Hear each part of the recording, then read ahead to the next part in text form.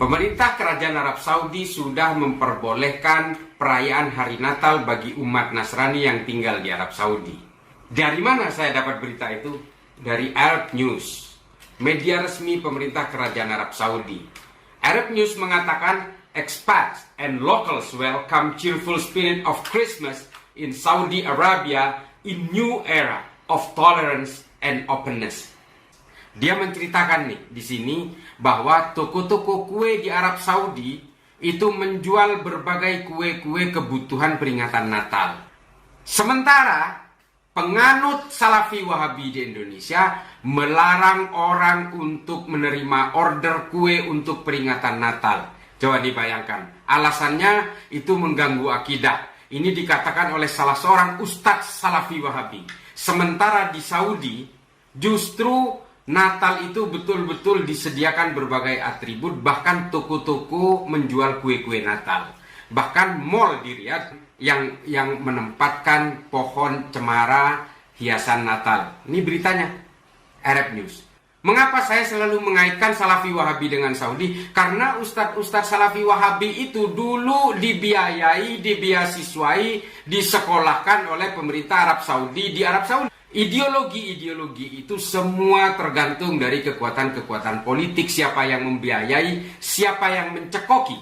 Salafi Wahabi hari ini betul-betul merasa kebingungan karena ternyata Saudi sudah berubah, Saudi sudah terbuka. Pangeran Muhammad bin Salman sudah sadar akan kesalahan-kesalahan yang dilakukan oleh para ulama Salafi Wahabi Saudi yang sejak dulu membangga-banggakan bahwa dia adalah penganut Islam yang paling otentik. Tapi hari ini semuanya dirubah. Pertanyaannya, ada nggak ustadz-ustadz Salafi Wahabi yang berani menghujat pemerintah Kerajaan Arab Saudi? Saya tantang, berani nggak? Nggak bakal berani. Saya tantang, hujatlah Pangeran Muhammad bin Salman. Berani nggak? Nggak berani. Apalagi ingat suatu saat, ini Natal sudah diperbolehkan. Sungguh anomali orang-orang Salafi Wahabi di Saudi maupun di sini masih mengharamkan peringatan Maulid, sementara Natal sudah diperbolehkan. Suatu saat pemerintah Kerajaan Arab Saudi akan memperbolehkan peringatan Maulid. Saya yakin itu. Saya tunggu reaksi orang-orang penganut Salafi Wahabi yang mengharamkan Maulid di Indonesia. Assalamualaikum warahmatullahi wabarakatuh. Alhamdulillah, salatu wassalamu ala rasulillah, amma ba'd. Kaum muslimin yang dirahmati oleh Allah subhanahu wa ta'ala, kita semua tidak bisa mengingkari bahwasanya erat hubungan antara Islam dan tanah Arab, di mana agama Islam ini Allah subhanahu wa ta'ala turunkan di tanah Arab. Kitab Al-Quran berbahasa Arab, diturunkan kepada orang Arab. Akan tetapi apakah semua orang yang ada di Arab kemudian beragama Islam? Dan apakah kemudian kebiasaan orang-orang di Arab, kemudian adat orang Arab, kebijakan pemerintah Arab pasti sesuai dengan syariat Islam? Dan wajibkah diikuti oleh kaum muslimin? Tentu jawabannya tidak. Sehingga ketika ada orang yang mempunyai pemikiran seperti itu, maka dia jahil. Dia bermain logika, akan tetapi agama Islam ini bukan sebatas logika. Dan harus diketahui bahwasanya kiblat seorang muslim di dalam menjalankan syariat Islam, di dalam beragama itu jelas bahwasanya kiblatnya adalah Al-Quran dan hadis dengan pemahaman para salafus soleh. Sehingga apa yang dikatakan oleh Islah Bahrawi sebenarnya ini menunjukkan kejahilan dia sendiri, di mana pemerintah Arab Saudi membolehkan perayaan Natal, dan itu wajar karena memang tidak semua manusia yang ada di sana beragama Islam.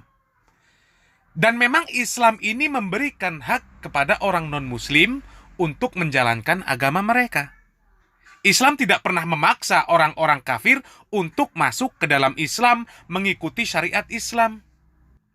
Karena Allah subhanahu wa ta'ala sendiri berfirman, La ikraha fiddin, qad tabayyana rusdu minal ghayy, faman yakfur bittaghuti wa yu'min billah, faqad istamsaka bil urwatil wusqa. Jadi tidak ada paksaan untuk memasuki agama Islam. Karena apa? Karena sudah jelas antara yang benar dengan yang batil.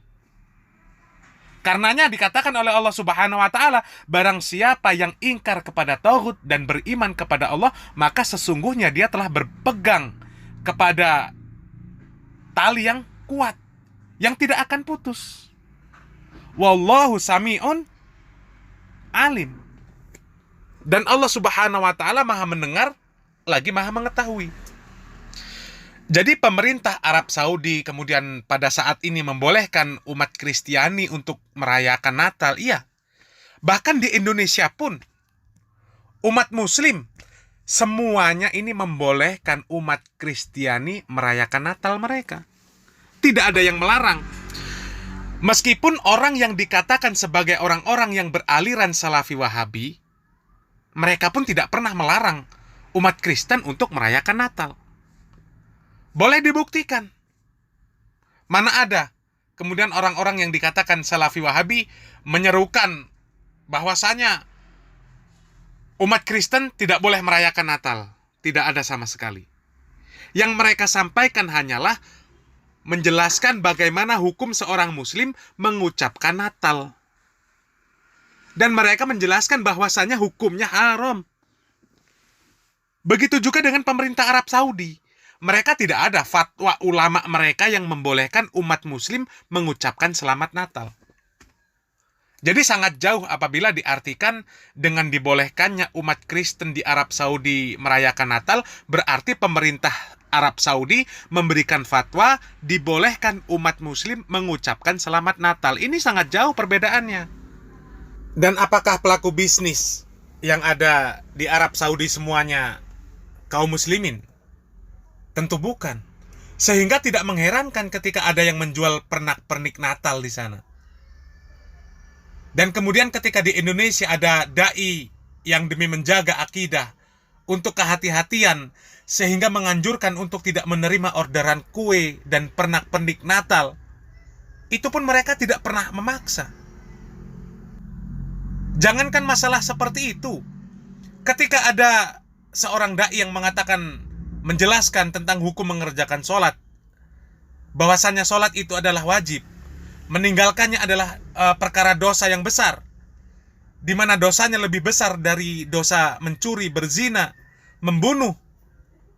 Apakah kemudian mereka memaksa jamaahnya untuk mengikuti? Tentu tidak. Kewajiban mereka hanya menyampaikan. Perkara umat mau mengikuti atau tidak, itu hak mereka. Urusan mereka dengan Allah, bukan dengan dai tersebut. Mereka para dai yang ada di negeri ini khususnya, yang mereka sampaikan adalah syariat Islam berdasarkan Al-Quran dan Sunnah, bukan semata-mata berdasarkan Arab Saudi dan pemerintahannya. Tidak karena pemerintah Arab Saudi yang selama ini telah memberikan kepada mereka banyak kemudahan di dalam menuntut ilmu, kemudian mereka mengabdikan sepenuhnya kepada pemerintah Arab Saudi, mengikuti setiap ucapan dan kebijakan pemerintah Arab Saudi. Tidak. Salah besar apabila kemudian disimpulkan seperti itu. Mereka merdeka di dalam menjalankan syariat Islam tanpa intimidasi, baik di dalam masalah iman, ilmu, amal, dan juga dakwah mereka.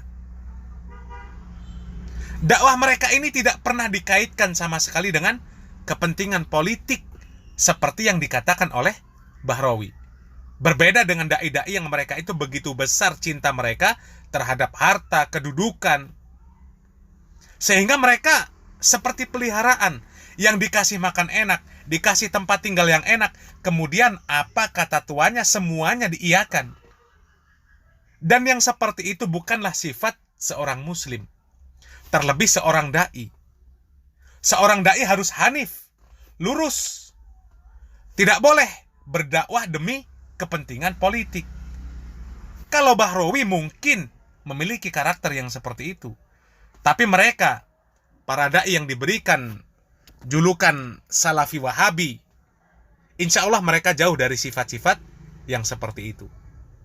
Mereka tidak akan mudah terombang-ambing oleh kebijakan-kebijakan politik, karena standarisasi mereka di dalam beragama itu jelas. Sesuai dengan syariat Islam kerjakan, tidak sesuai maka tinggalkan. Begitu juga terhadap setiap kebijakan pemerintah, bukan hanya Arab Saudi. Karena rujukan beragama itu bukanlah negara Arab Saudi. Dan seperti yang kita ketahui, mereka yang disebut sebagai Salafi Wahabi, di dalam dakwahnya, mereka tidak pernah membenarkan menghujat pemerintah. Jadi, hanyalah sebuah khayalan apabila Bahrawi menunggu orang-orang yang dikatakan Salafi Wahabi menghujat pemerintah Saudi ketika mereka membolehkan perayaan Natal.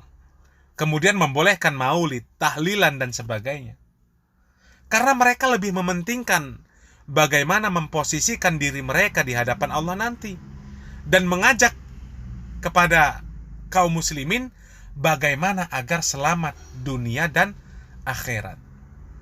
Oleh karenanya perlu diketahui oleh seluruh kaum muslimin bahwasanya di tanah Arab, khususnya Mekah dan Madinah, tidak semuanya berisi orang-orang yang beriman dan bertakwa kepada Allah Subhanahu wa taala. Di sana tetap ada orang-orang kafir, orang-orang munafik, orang-orang yang memusuhi agama Allah yang mulia. Akan tetapi akan datang suatu waktu mereka akan terusir dengan sendirinya. Rasulullah Shallallahu Alaihi Wasallam bersabda, "Innamal madinatu kalkir, tungfi khabasaha, wayang sahu toyibaha." Sesungguhnya Madinah itu seperti pandai besi yang akan membersihkan semua kotoran-kotoran dan kemudian akan memurnikan kebaikan-kebaikan. Oleh karenanya kaum muslimin, marilah kita senantiasa menuntut ilmu syar'i, agar di dalam beragama kita memiliki keyakinan yang kuat sehingga tidak mudah terombang-ambing oleh provokasi-provokasi yang datang dari manapun. Semoga apa yang kami sampaikan ini bermanfaat. Barakallahu fikum. Wassalamualaikum warahmatullahi wabarakatuh.